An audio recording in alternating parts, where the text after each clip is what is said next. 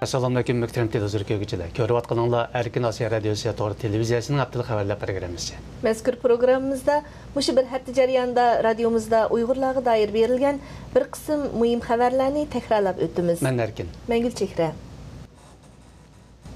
29 aprel Dünya Uyghur Qurultayı'nın reisi Rabia Qadir Xanım, Amerika Dövlət Məclisi uyuşturgan Magnitski qanunu haqqındakı kişilik hüquq guvalıq beriş yığınında guvalıq berdi.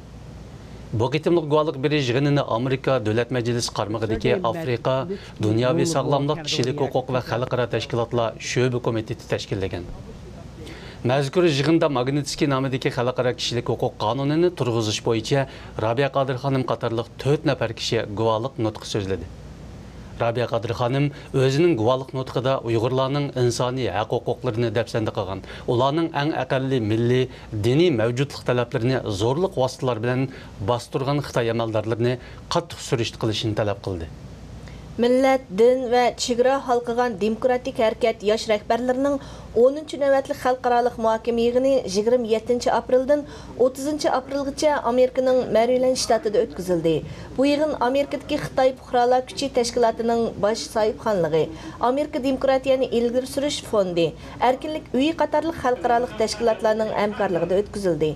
Mazkur yig'inga chet ellarda faoliyat olib berayotgan Xitoy, Uyg'ur, Tibet, Moğol, Tayvan və Hong Kong təşkilatları, şundaqla başqa kişilik hüquq təşkilatlarının vəkilləri təklif boyunca qatnaşdı.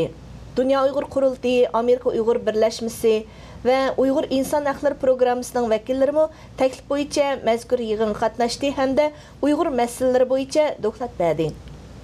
Yaqında Erkin Dunyoga chiqqan bir sobiq mahbusning Urumchi Qozivandagi 2-turmida ko'rgan bilganlari hamda 5-dan o'tkazgan kechirmishlari to'mir parda orqasidagi Uyg'ur siyosiy mahbuslarining echinishliq taqdirini oshkor qildi.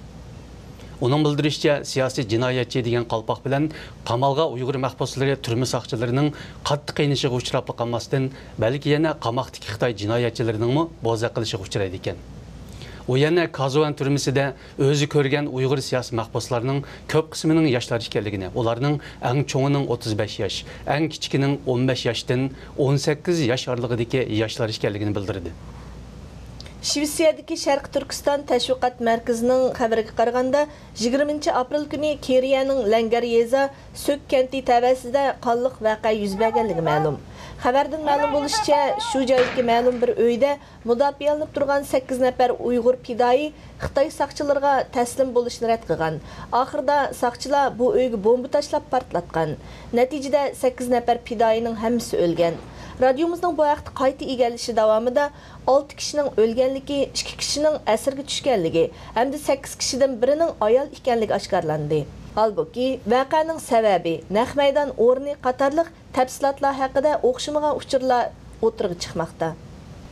Egallashimizcha 20 aprel qonliq voqea yuz bergan Keriyaning Langaryeza Koni bozor kentida 5 nafar Xitoy ko'chmanning 1000 modan ortiq yerni egallab olganligi ma'lum bo'ldi.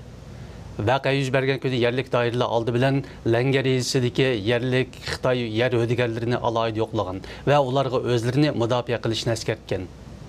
Ma'lum bo'lishicha, Keriyaning Langaryezasida jami 16300 nafas, 24000 mo terilg'i yaba bo'lib, har bir jonga aron 1,5 modin yer to'g'ri keldi ekan.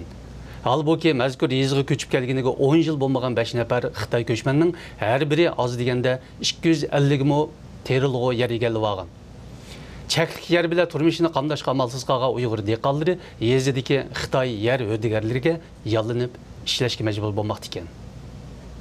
Vicdan mahbusi İlham Toxtuning 2013-yili 10-oyda yozgan Şinjandagi milliy masala va taklif nomli maqolasining inglizcha tarjimasi 22 apreldan boshlab Jungo Özgürüş namlıq tor betida ulab e'lon qilinmoqda. Bu Xitoy hukumati 2014-yili 23 sentabrda İlham Toxtuni muddatsiz qamoq jazosiga hukm qilgandan buyon uning chet elda ingliz tilida e'lon qilingan yana bir muhim maqolasi ekan. İlham Toxtuning 6 cho'ng temadan tashkil topgan mazkur maqolasining bu bo'likida Uyg'ur yoshlardagi ishsizlik masalasi va Xitoy hukumatining Uyg'urlarga qaratgan qo'shtil ma'arif siyosati haqidagi bayonlari anlatilgan. Muhtaram televizor ko'ruvchilar, Erkin Osiyo radiosi to'g'ri televiziyasining haftalık xabarlar programmasini ko'ringlar. Xayr, xo'sh, kelar hafta ko'rishaylik. Xayr, xo'sh.